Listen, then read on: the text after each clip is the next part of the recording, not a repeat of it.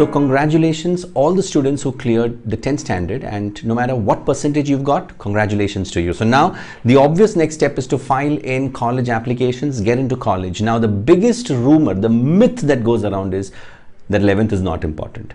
11th is important, and here are two reasons why 11th is important. Reason number one, 11th में से direct questions आते हैं CET में in the end. When I say CET, I'm trying to tell you it's either JEE or it's NEET or it's AIMS or whatever entrance examinations you are giving in, उसमें 11th standard से directly सवाल आते हैं. Second, why 11th is important is because 11th जब तक आपको नहीं मालूम है तब तक 12th का concepts आपको सही तरीके से समझ में नहीं आएगा.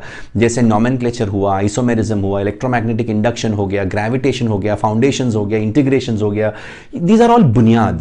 11th में ये सब बेसिस आता है एंड इस बेसिस के ऊपर 12th का कॉन्सेप्ट्स को बिल्ड किया जाता है. So you have real two good reasons why 11th is important. राय अगर लेना है तो उन बच्चों से लो जो कामयाब है, एवं ही कोई आलतू फालतू बच्चों से मत लो, because they are going to tell you that 11th is not important. 10th में आपने मेहनत किया, 12th में करना है, 11th में आराम करना है. ऐसा नहीं है. 11th is important and this is a फालतू rumour which people are spreading that 11th is not important. अगर वो इंपॉर्टेंट नहीं होता तो होता ही क्यों ना बीच में है. इसका मतलब ये है कि you better start studying.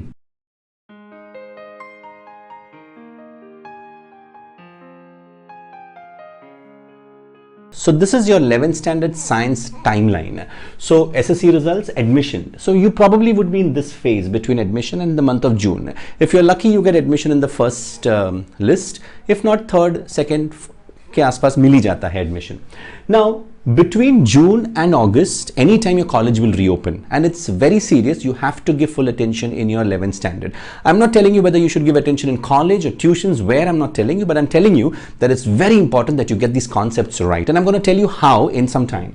But for you to understand that your examination is going to be in April 2019 and this is your timeline. इसके बीच में you're going to get one examination here, you may get one examination in October, you'll get one examination in January, and you have your final examination in April. Now, in some colleges, you may not have this examination in August. They'll directly have these 3 examinations.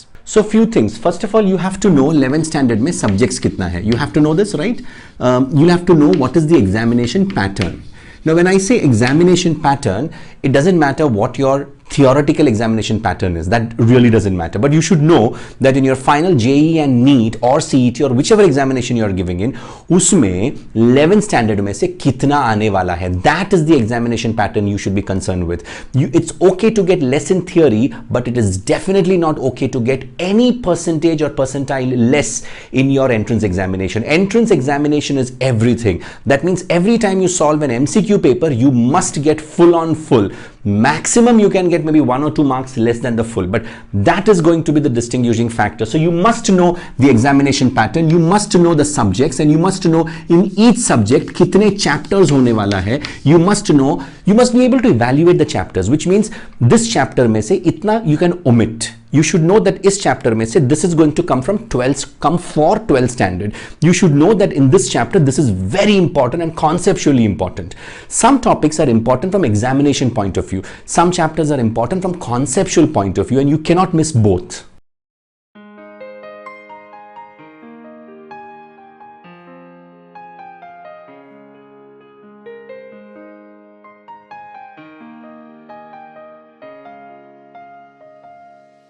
So here I have 2 fundamental questions which I want to ask you.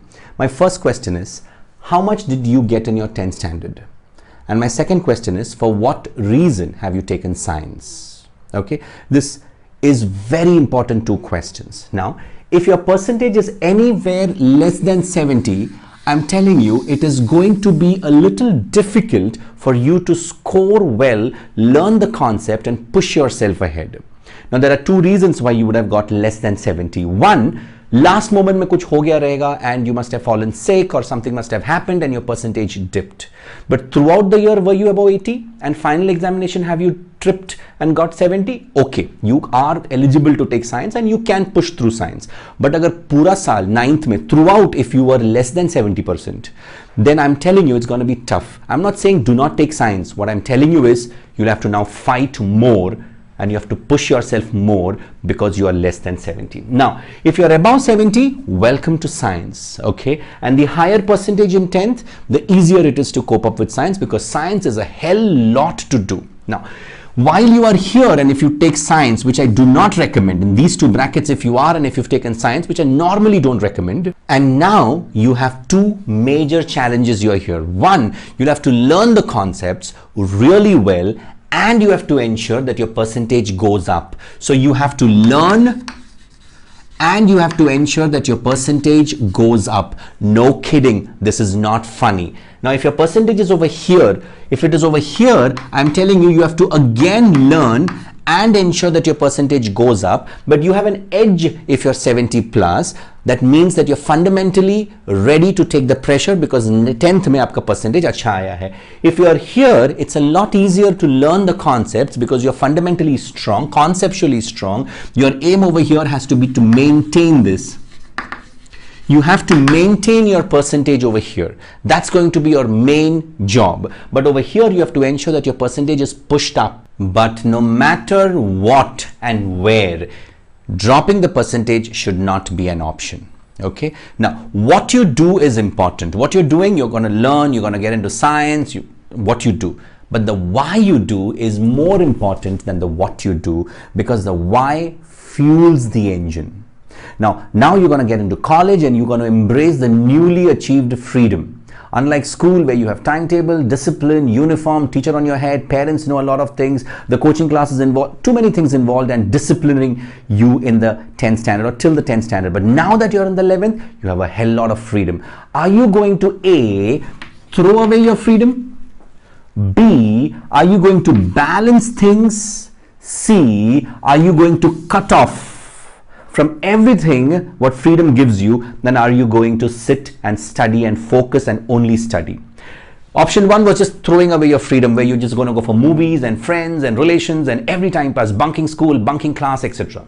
Option B is balancing. You will balance certain times you will play, certain times you will study, you know, the balancing act. And the last is cut off all the freedom activities and get into only studies, which is the right thing to do. If you are smart, B is the right thing to do, because when you do B, you are not only popular, you are a successful kid.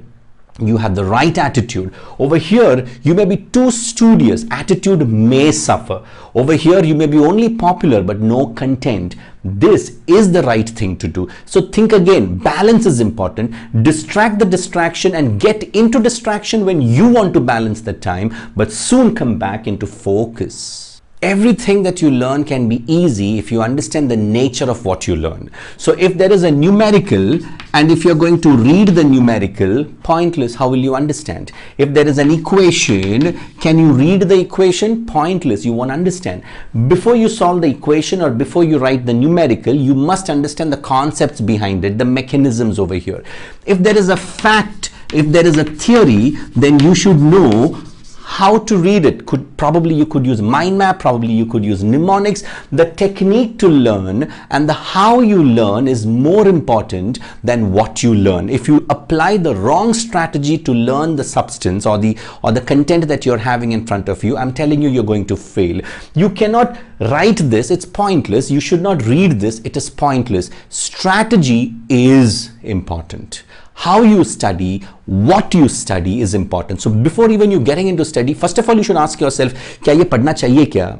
Is this important? क्या ये 12th में आने वाला है? क्या इसके ऊपर MCQs आता है? Now, अगर ये important है तो कैसा पढ़ना चाहिए? What is the nature of this? Equation है, derivative है, numerical है, या facts है, या theory है?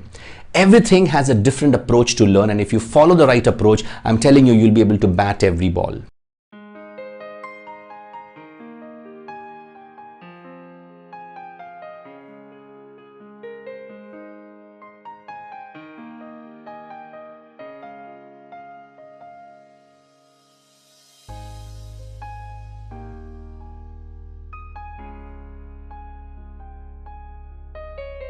So physics, chemistry, bio and maths. Okay, now in physics you'll have concepts, numerical, derivatives, okay, and you have to focus more on numericals. How much you score in physics is going to be the game changer, and that alone is going to be the game changer.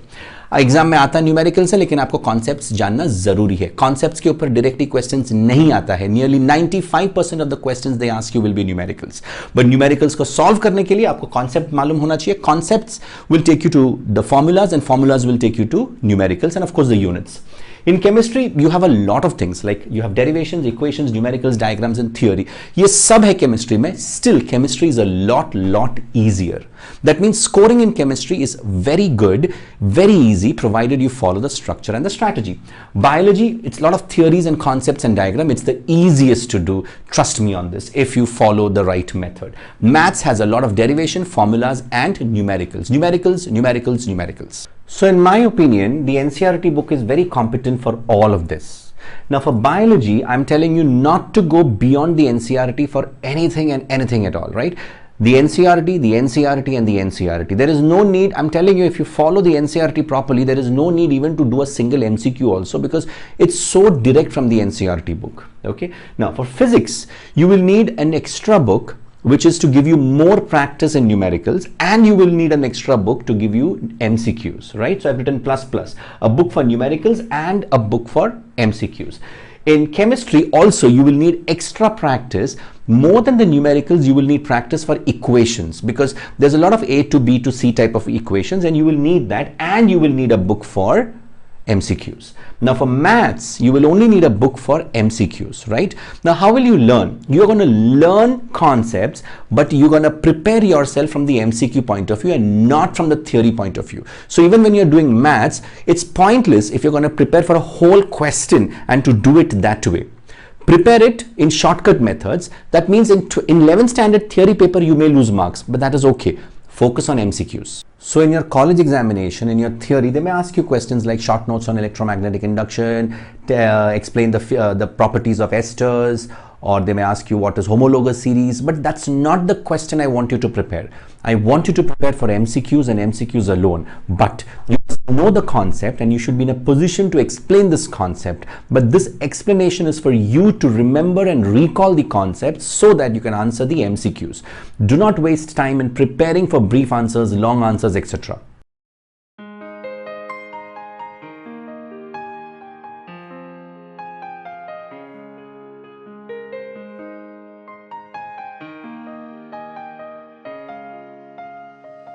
So I've given a possible way how your day template could look like. 7 hours of sleep, non-negotiable. You cannot reduce this. 1 hour of morning routine, you get up, you brush your teeth, blah, blah, blah. You meditate, you pray, or whatever you do. That's 1 hour of routine, non-negotiable. Cannot change this, do not change this. Throughout the day, let's say you spend 3 hours, let's say half an hour for lunch, 1 hour for sleeping, a little break, again you have your dinner. All this comes in 3 hours. I want you to spend 1 hour every day on some recreation, which could be Monday, Wednesday, Friday football, once a week guitar, etc. You decide what recreation activities you want to do. So that completes half of your every day. 12 hours finishes over here. Now you got to go to college. So let's say you spend 1 hour in traveling both ways. Now how do you choose a college? Choose a college which is closer to your house. That's okay. Choose a college which is not very high and strict on attendance, where you can afford to bunk lectures, use the time, sit in the college and study. That's going to be the game changer, because that's how you will make time. That's how you can multiply time for yourself. So let's say you spend only 1 hour for traveling. Now that's going to be a strategic decision which you will make. 3 hours of college on an everyday basis. So let's assume that's 3 hours of practicals. On certain days you sit for lectures, but see that you only invest 3 hours in college. Okay, 3 hours in your tuition, in your coaching, wherever. Now this is the time where you will learn things, and this is the time when you will sit and recall and revise and do a self-study. 4 hours of self-study. I've kept a cushion of 1 hour, which can be homework, or let's say you waste that time in college or whatever you do. So you have a cushion of 1 hour. In this, what can you negotiate? The only thing which you can negotiate is the days when you do not have college. Bingo, you have an additional 3 hours, you have an additional 1 hour, and मान लो अगर उस दिन coaching में भी छुट्टी है, then you get this bonus time where you can sit and study, focus on something else, or do whatever you want to do. But I am telling you, बाकी इसमें से कुछ भी negotiable नहीं है. खास करके a daily study period of 4 hours is strictly not negotiable. So did you hear all of this in the entire segment of this video? If yes, let me know and give me what are your thoughts on what I said. If you're a teacher, tell me what's your suggestion on what I said. Like, comment and share this video. Follow me on Instagram, follow me on Quora. That's 2 places where I give you a lot of answers. I reply to a lot of your questions, and I do that personally. Write to us on Facebook, like this video and comment below, because your comments are important, and based on your comments we make the next video. So teachers, parents, school owners, principals, if you're watching me over here on this channel, write to us and let us know how else can we complement what you're doing, how else can we help children achieve a better future, better career. So from all of us here at Meritstore, I want to wish the new fresh batch of students of 11th Science good luck. May you live your dreams, may you work very hard, may you not fall into temptation, and may you distract distraction, and may you kick on the face of everybody who tries to negotiate with you your non-negotiable space. Focus well, eat well, stay healthy, stay blessed. Good luck for a great year.